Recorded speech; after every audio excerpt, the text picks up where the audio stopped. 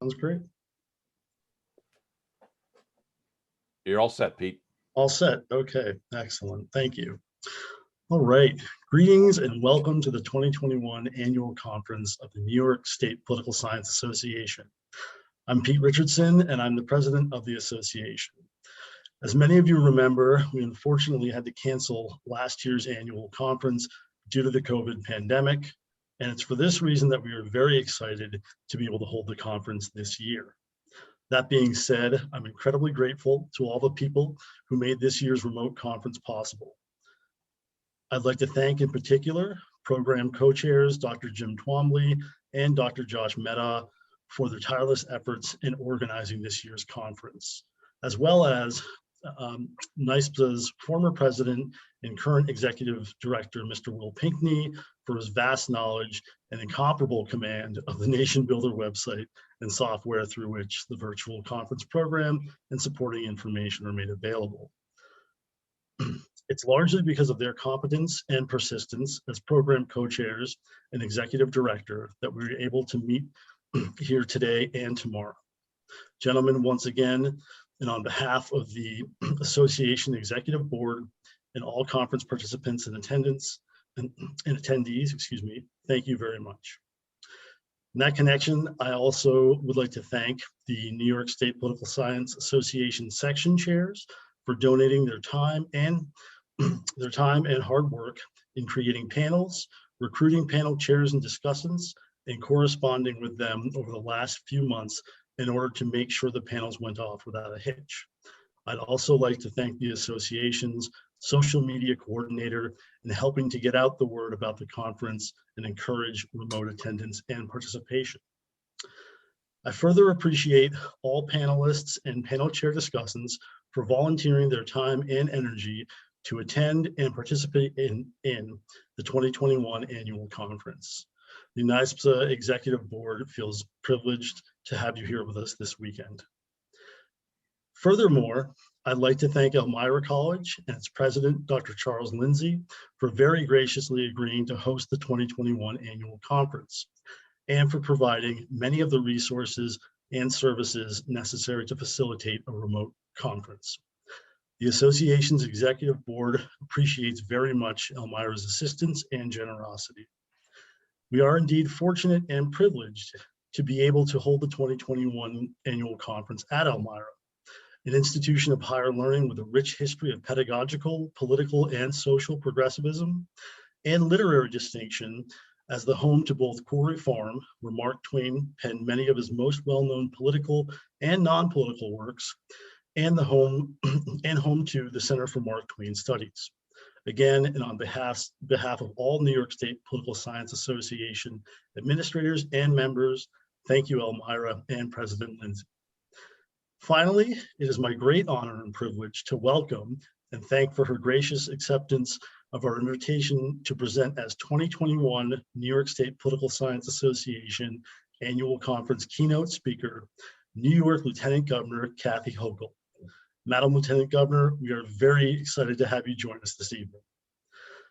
Before closing, I would like to note how fortunate we all are as scholars and practitioners of political science and associated social sciences to engage in and contribute to the very important and rewarding work of continued academic exchange and dialogue under circumstances of pandemic that generally seem to discourage such collaborative endeavors. Again, welcome to the conference and thank you so much for being here. Josh? Thank you, Jim. Thank you, Pete. It is now my great privilege to introduce Dr. Charles Lindsay, who serves as the 15th president of Elmira College. Dr. Lindsay began his presidency in July of 2017, previously serving as Elmira College's Associate Dean for Academic Affairs and Provost, respectively. Dr. Lindsay came to Elmira College in 2012 from Bryn Athyn College in suburban Philadelphia, where he served in multiple positions, including Professor of Economics and Mathematics. Pretty good for a man who once gave a talk, "Where do I go from here in my life?"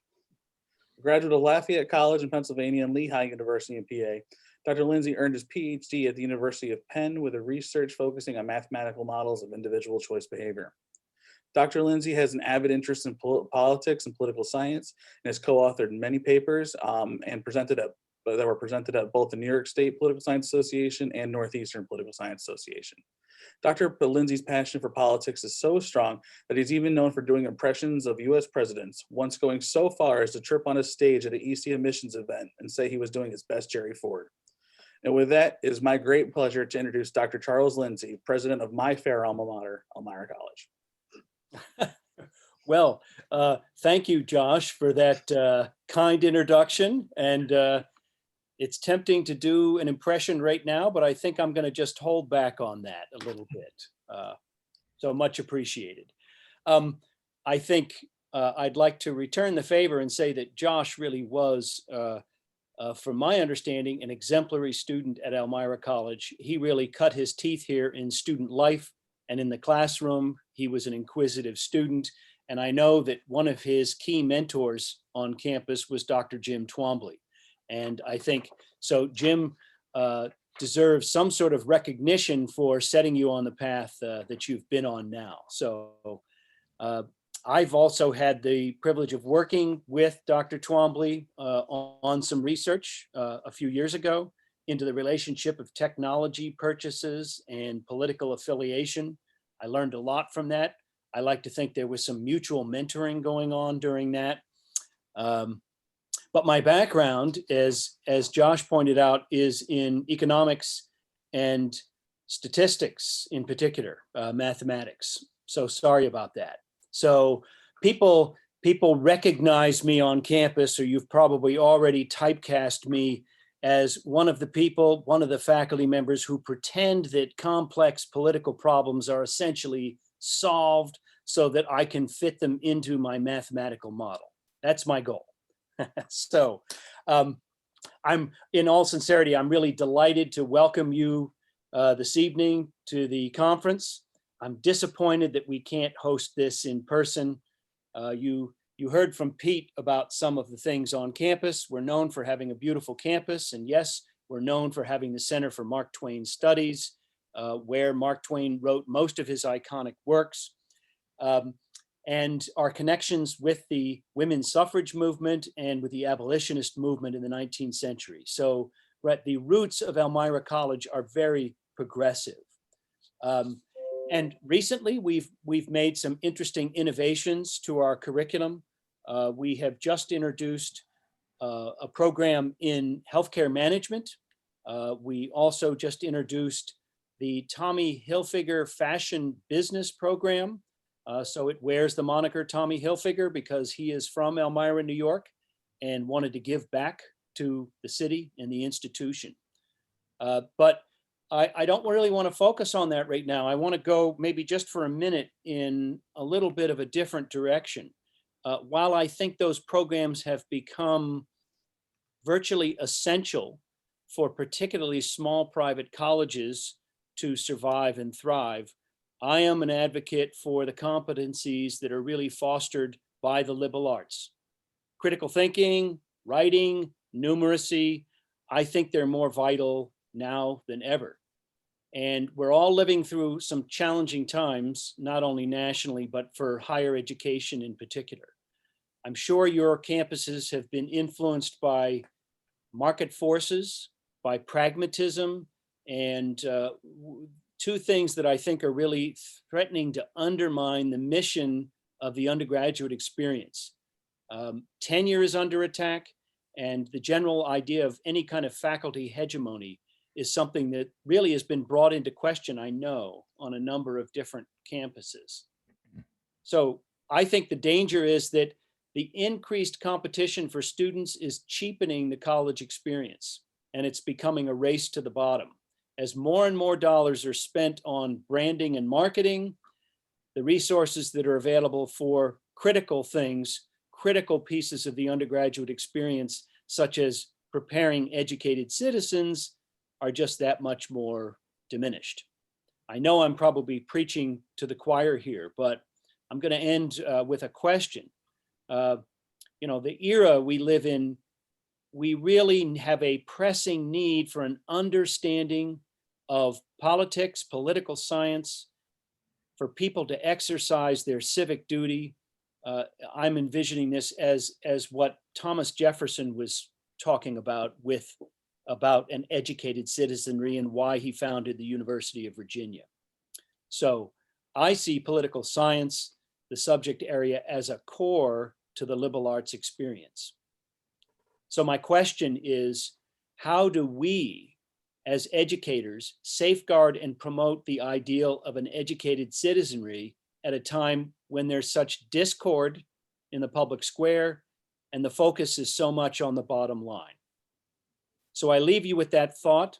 It's not a quiz, but I'd love to hear if there's any thoughts about that, maybe at the end of the conference. I think it's conferences like these, the free exchange of ideas that are subject to examination and debate, that are what higher education needs to be all about. So I thank you for allowing me to join you, and I actually refrained from doing any impressions, Jim. So thank you. Thank you, very Chuck. much, Dr. Lindsay. Thank you. It is my pleasure now to introduce our keynote speaker. Normally at these events, we've had one of us deliver the keynote. That is, it's often been another academic. We have the unique or rare privilege this evening of having a keynoter who we study, an elected official, somebody whose behavior can fit into one of Chuck's models. And it's also the case that the speaker is also an old friend of mine, someone that I've known for 20 years, back to her days as a member of the Hamburg Town Council back in the late 1990s when we first met in Erie County politics. She then went on to become eventually deputy county clerk and then the county clerk, and then went on to a short career in Congress, unfortunately. But somebody saw that there was something of value in this talented individual, and that person was the governor of New York, who tapped her to serve as his lieutenant governor. We should also note that Kathy Hochul, as an undergraduate at Syracuse University, was as active as someone like Josh as an undergraduate. She led a student boycott of the bookstore over high prices. We can all relate to that and the complaints we get from our students about the high price of textbooks. Michael and I were having that conversation earlier today at the virtual registration desk. She also has a connection to Elmira, although she might not immediately recognize it herself. She was part of a movement at Syracuse University to get their football stadium named for their very famous Heisman Trophy winner, Ernie Davis, who is an Elmira native, and for whom many things around here, if they're not named for Mark Twain, they're named for Ernie Davis. So she has that connection to Elmira College. And rather than keep this running later, I've extolled her virtues, but I would be remiss if I didn't note to her that another old friend of hers is sitting just off my shoulder here. Okay. My wife, Denise. That'll be Denise. Of course. So with that being said, it is my distinct honor to present to you the Lieutenant Governor of the state of New York, Kathy Hochul. Well, thank you, Dr. Twombly. I'm going to call you Jim. And yeah, I have to tell you, thank you for inviting me, first of all, to be the keynote speaker at this.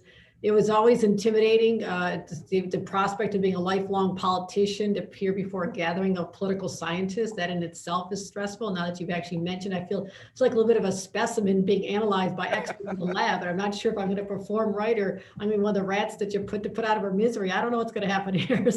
But here I am, unable to resist an invitation from a longtime friend, Jim Twombly, who was one of the fellow actors in what was known as the political theater of Erie County Democratic politics. And anybody who followed lengthy New York politics would know that all roads to national and state office had to run through the 190s through Erie County, when Joe Krangle was a many-year chairman of not just Erie County, but the statewide party. So he was a player back in the 60s and the 70s, and I cut my teeth with people like that. And of course, my friendship with his wife, Denise King, another activist who I just have bonded with over the years, and that all ensured my participation. Dr. Lindsay, thank you for the welcome to the campus virtual. Appreciate you hosting this, and I really hope that everybody who cannot be there in person, you need to visit Elmira. I have been there many times. I know the Ernie Davis, the Express connection. I've walked through the cemetery where the final resting place of Mark Twain, and I have tried to derive inspiration from that. And we know Elmira College itself was an early bastion of gender equality when they conferred equivalent degrees for women as men at the time, and before any other institution. So they were already cutting edge. So the strong influence of Mark Twain, his wife, who was very progressive, a proponent of women's rights, and his in-laws who were abolitionists. I mean, all that had an influence on Mark Twain and his writings, which influenced generations to follow. So visit Elmira, and I'm promoting tourism all over New York, but I'm telling you right now, you need to get to Elmira. You know, for this event, I had a lot of time to think about it. I just came off a long drive from Albany, and I wish I could have done this from my Albany office. It's much fancier looking than this, but this is my Buffalo office. But I had to cross the state. I stopped at a vaccine site in Utica. I stopped at a wonderful new New York Power Authority Center named after John Dyson, who was influential in the Power Authority. So I'm all over the place. So I had time to think about this. And I was asked to address the value of a political science degree to an actual politician. Okay, that would be me. So let's talk about this. And this question took me way back to my decision to study political science in the first place. And I cut my teeth in politics way back in high school. Believe it or not, I was an intern for Erie County Democratic Party through a high school program. And I had a chance to work for statewide candidates. You know, Joe Krangle, as I mentioned, Tim Russert, before he became famous at Meet the Press, he was editing my little press releases as a 16-year-old. You know, he's an older guy, but he paid attention and was very helpful to me in not just instilling this love of politics, but also got me involved in Senator Moynihan's race in 1976 when I was a college student, and the rest is history. So most people like, how is this little girl, this 16-year-old, you know, interested in politics? Why would I want to have anything to do with such a messy, dirty, male-dominated business? But I was hooked. I think it had a lot to do with the influence of my parents, who in the 1960s were anti-war demonstrators and were civil rights marchers, and they were, you know, I got involved. I remember 13 years old, I went on this 20-mile march against hunger by myself, walking through 20 miles through the streets of Buffalo. The other day, I actually found the little pledge card. So I did all that as a kid just because my parents didn't have a lot. They, you know, started married life in a trailer park, and my dad worked at the steel plant, but they had that in their DNA, that sense of responsibility to the community. And that was imparted to me as a kid. That's the only way I can say why I found my path into politics. But at Democratic headquarters, I was always the youngest, and often, more often than not, the only woman in the room, female in the room. And I had that sense of purpose and a sense of urgency that you get when you're working at a campaign headquarters, that there's someone whose success depends on you. You know, and I was just a kid, but I really felt that this was important. And I worked to elect the first female lieutenant governor, Marianne Krupczak, and worked for Moynihan and worked for all these individuals. But when it was time to look for go on my college visits, and I didn't have a lot of time with my dad. It was a big family, and he was always working a couple of jobs. So it was a big deal that we went on our college road trips around the state of New York. Clearly, I was only going to stay in New York. And so I was actually confused by what the major political science meant. I was a little torn because I wasn't great in science in high school. So I thought, oh, maybe if this is a science, it's maybe not for me. But then I liked the politics. So I was like, okay, whatever. So I just gave it a shot. I visited the Maxwell School at Syracuse with my dad, and I'll never forget this. He said, this seems like the kind of place you go to learn to be a congressman. Some of those other ones, you might just be learning to be the wife of a congressman. Now, this was 40 some years ago, and there weren't a lot of women in Congress, like almost none. And to have my dad, who was not a political person, not, you know, educated beyond a college degree, to have him plant that seed in a 17-year-old was really profound. And Dad was right. I did learn how to become a member of Congress. I just didn't know it at the time. And I have a chance to, you know, went back to Syracuse University this past week because I literally wanted to walk the halls of where I had been influenced the most in preparation for these remarks. And I thought about people like David Bennett, who exposed me to great political leaders and historic leaders like Teddy Roosevelt and FDR, and how their views on government really changed the course of history, and why it's so important for our leaders to understand the past before we can chart a path to the future. And Dr. Michael Sawyer, my constitutional law professor, I actually thought of him during the impeachment hearings this past January, after we saw the, I don't even want to go back there, it was a bad flashback, but trying to stop have Congress exercise its authority to stop an out of control president after we had an insurrection in our nation's capital. And Dr. Sawyer was influencing me right after, just a couple years after the Nixon Watergate hearings and the impeachment hearings back then. So I was thinking about those conversations in a classroom, how abstract they seemed about impeaching a president, until fast forward to 2021. And guess what? There's a movement, a justified one in my opinion, to impeach the president. So that also triggered that flashback to my political science education as a much younger person. I thought about Professor Robert McClure, who taught us about the Electoral College. I mean, Electoral College, are you already in college? I mean, I don't even get this concept of what Electoral College means until, guess what? I became an elector and did it a few times, but this past December, I literally participated in this antiquated tradition where you literally drop a handwritten ballot. It's actually nicely engraved. I don't want to say handwritten, it's nicely engraved. It says Joe Biden, another one says Kamala Harris, and you literally drop it into a wooden box. The wooden box looks like it's about 200 years old. And I thought, remember those debates in the classroom, like, is this really the way we're going to elect our presidents? I remember talking about its relevancy, and having participated, I still think it has to go. But those are conversations way back to college with a professor who's got us thinking like that. And finally, I'll just mention one more professor, very gruff, often intimidating, sometimes frightening, but Dr. Karl Mark Schmidt. What a name for a political science teacher. He asked me to be his teaching assistant at a Washington program for the summer. And I will tell you, it was intense. I had to schedule meetings with Supreme Court justices, members of the cabinet, senators and congressmen, and that exposure to those individuals sealed it for me. I said, this is where I'm going to work. I said, I love this place. I love the energy. And when I was in college, then I made the final decision to go to law school.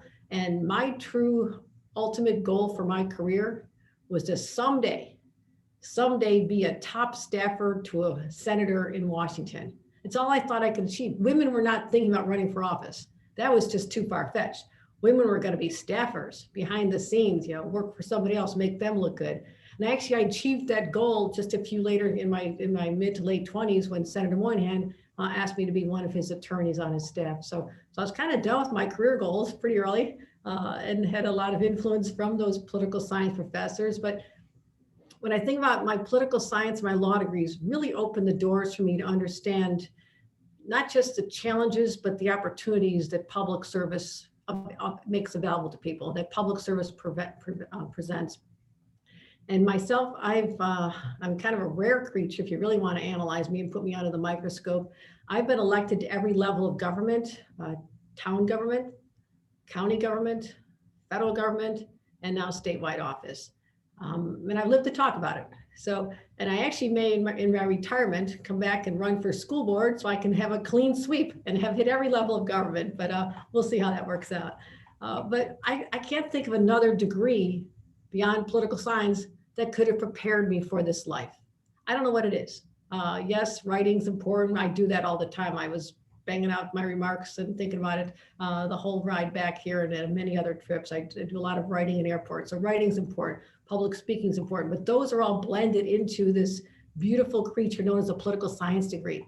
So what I wanted to do today was just, first of all, have a chance to thank the professors and all of you represented by this field for the influence you've had on people like me, and the countless individuals and the researchers and teaching assistants who really, while you have that captive audience in your classroom, push the boundaries, get them to think about things, force them to examine their values and their perspectives, and how this fits into our democracy and representative government. And I'm going to guess that a lot of you never feel you have a direct return on investment. You really, you get attached to your students, you believe in them, you've spent a lot of time mentoring and nurturing and answering their questions and being there to support them, maybe writing graduate school references for them, but you maybe never see how that actually pays off. I just want to say I'm living proof that that investment does pay off, and know that there are countless people like me out there who may never go back and shake your hand like they might have gone back to high school. Maybe for college professors, a little bit harder to find, but you have had a profound impact. And I know that because I benefited from it tremendously.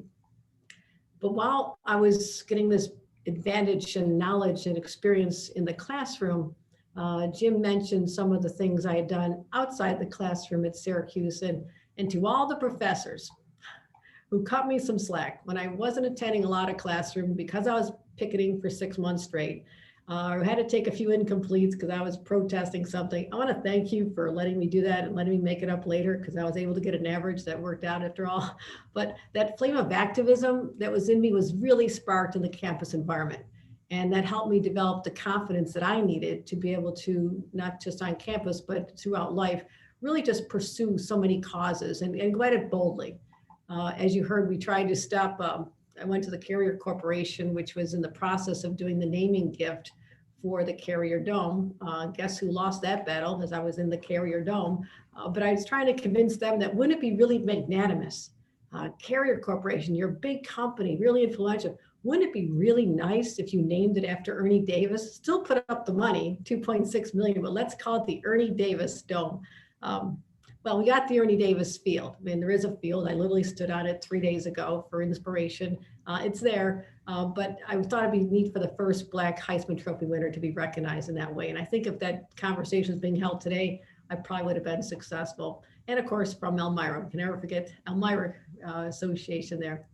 I did lead a boycott of the bookstores, and to all the faculty stood up and passed a resolution, the faculty senate, supporting our efforts, because they are also getting hammered by the prices and the policies that we didn't think were beneficial. And I also, this is what I'm actually most proud of. I was student representative to the Board of Trustees, and I led a successful push for the university to divest its holding in companies doing business in South Africa to try to influence and perpetuate and result in the fall of apartheid. So it was on that college campus where I honed my skills, trying to be fearless in my commitments and my belief in causes. And I just think that that was what unlocked in me this passion for government, because I didn't know how else to use this. I mean, how else would I really make a difference? And at the time, government was simply working for someone else who would be in a position like a Senator Moynihan to make real profound change. But that classroom conversation, those debates that went back and forth, really helped me understand something that is really more important today than I ever thought it'd be: the value of understanding opposing ideas and respecting differences of opinion. I don't see it anymore. I don't see it anymore. And I'll tell you, I did see it as a young staffer on Capitol Hill. I saw Senator Moynihan hanging out with Republican senators, having a drink at the end of the day. I saw Tip O'Neill go watch football games with Ronald Reagan when he was speaking. Remember that was an era where I knew you duked it out during the day, but because most of the members of the Congress and the Senate had their families in Washington, they lived there, their kids went to school together, the wives hung out together. There was this relationship that transcended the animosity that is now characterizes what's going on in Washington today. Fast forward to when I went to Congress, it was the Tea Party era. I had literally been elected 4 months after the Tea Party swept into town, and nobody even stepped over, like, you talk about cross the line in the Congress. Nobody went to the other side of the aisle. Nobody did. It was like as if there was alligators or something there stopping you from going to the other side of the aisle. I literally went over there. I sat with people on the other side of the aisle. I talked to them, and people thought I had two heads. But I tried. But I think that's what I learned on campus as well, that free-flowing ideas, I mean, don't judge other people. I don't know where they've come from. I don't know where this idea came from that they have that's so important to them. But that's what makes colleges and universities so essential. This free-flowing thought and speech that takes place there, and have the professors be almost the coaches and help guide it in a way where people end up understanding and respecting each other. That's how we're going to change the future. So we have to understand that this foundation that I was given really came into play a number of times. And I just want to give you one example of how what I learned in school had a direct application to a real world experience. Not that campuses are not real worlds, I know they truly are. But one debate I remember in political science had the utmost relevancy when I was in Congress. And it was almost exactly 10 years ago, actually 10 years ago, May 24th, when I won that special election to Congress. I won in the most conservative seat in the state of New York. Don't ask me how, or that's Bill Clinton mentioned in one of his books that I ran on Medicaid, but we'll figure it out someday. But at the time, the hot button issue was the Affordable Care Act. Remember that? Everybody thought it was going to be the end of democracy as we know it, the end of our country. You know, it was horrible. If you watched Fox News, which I did actually once in a while because I wanted to know what was being said, the Affordable Care Act was the worst thing that ever happened in American history. So it was being attacked by Republicans. And over 43 times, then Speaker John Boehner brought it to the floor for a vote. He tried to repeal it. Well, the residents of my very conservative district hated the Affordable Care Act. They were very, very opposed to it. But I knew in my heart, having met these people, and there was a lot of rural poverty, a lot of people really fell between the cracks and were invisible. I knew that they desperately needed health care and they needed help soon. And so I knew that they would benefit from health care coverage that could literally save their lives. And so I had a flashback to one of my college debates. And the question was, when people are elected, are you elected to represent the will of the voters and their values and their priorities? Or are you elected to follow your own conscience and your judgment as to what you think is best for your district? We had a great conversation on this, one of my classes. Do you vote your values and best judgment, or do you hold a mirror up to reflect the values and judgments of your district and vote accordingly? For me at the time, with this question in Congress 10 years ago, it was a very painful moral dilemma for me. But I'll tell you, I voted 43 times for healthcare and against my district. And subsequently, they all voted once against me. And I lost my seat in Congress. I'll get over it someday, I assure you. But a decade later, the assault on the Affordable Care Act has abated. More and more people have the coverage. You don't hear people talking about it because guess what? It was a good idea. And I will still stand by that decision and the consequences that flowed, which was the loss of a seat that I treasured. And I would do it all over again. And that conversation stemmed from a debate in my political science class. The connection between the debate, the theory, the concept, and real life is right there. They're interconnected. So that brings us to where we are today. And I'll conclude shortly because I'm sure you're all looking forward to hearing many more speakers. But we're entering a whole new world. It's unknown. I mean, what we just came through, I don't want to even go back to and think about how devastating that was to society, having to deal with this pandemic, the stress, the anxiety, the loss of connection with students in the classroom even. My husband is teaching at the UB Law School a class on corporate crisis communication, which I say, well, I'm dealing in crisis communication every single day. Maybe you can give me some pointers here. So, he's had to do the virtual classes and missed the connection. He says, you don't get the same energy. You draw energy from those students in person and they get it from you. And it is a loss, but we know it's temporary.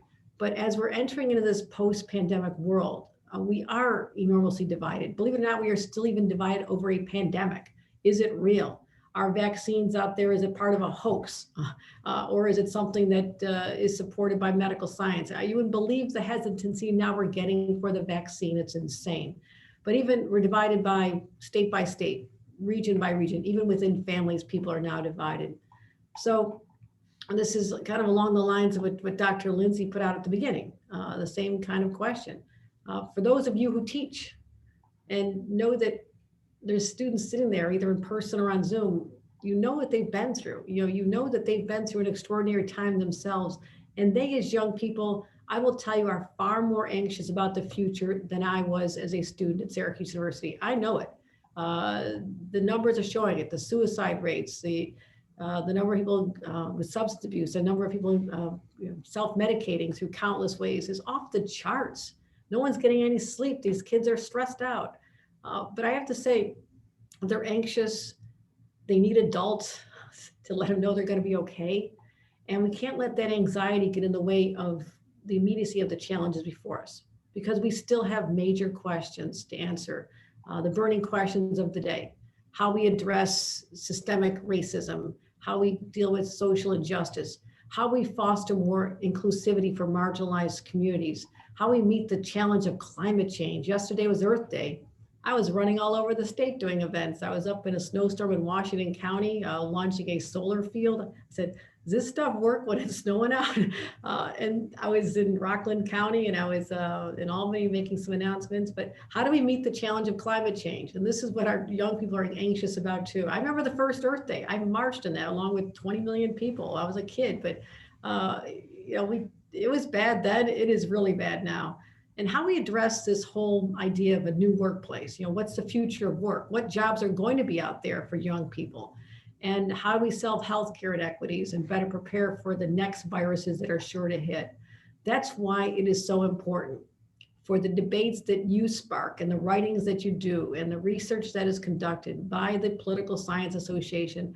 We need that now. We need that to be our roadmap, so we can keep that close connection between the thoughtful people who give a lot more attention to this and give a lot of, not just theory, but how it's going to work in practicality, how that can help us as people who are actually in the arena right now who are looking for answers. We need your help. We need you to not just help the next generation have the tools they need and the foundation, just like I was given, but to unlock this recovery, which is, there for the taking if we just get it done right and get more people vaccinated.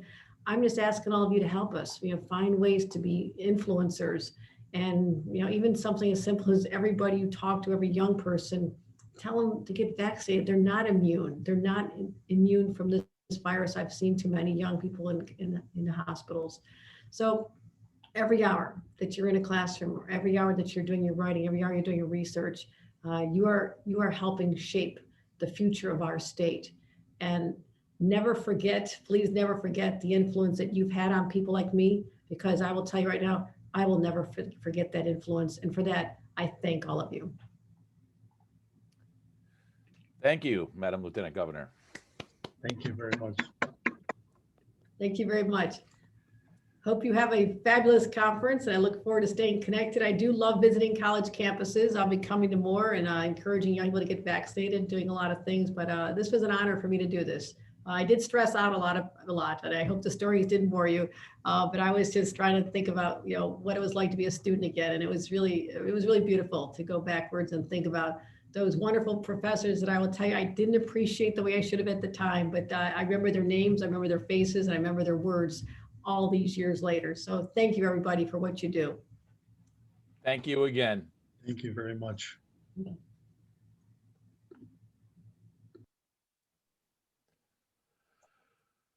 Okay, well, Pete, it's your show. So, sorry. So are we doing the We have a now, different link for that, so we could break for a few minutes.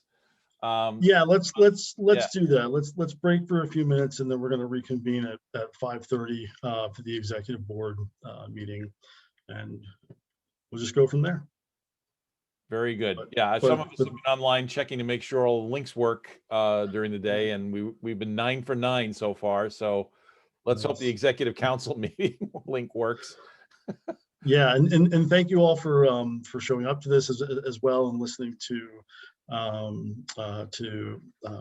Dr. Lindsay's comments, as well as to kind of showing the flag of New York State Political Science Association, so to speak, and attending Lieutenant Governor Hochul's speech as well, presentation. Really appreciate it. Okay. All right, I'll end the meeting. See you all in the executive council meeting shortly. See you all All soon. right. Bye. Thanks. Bye-bye.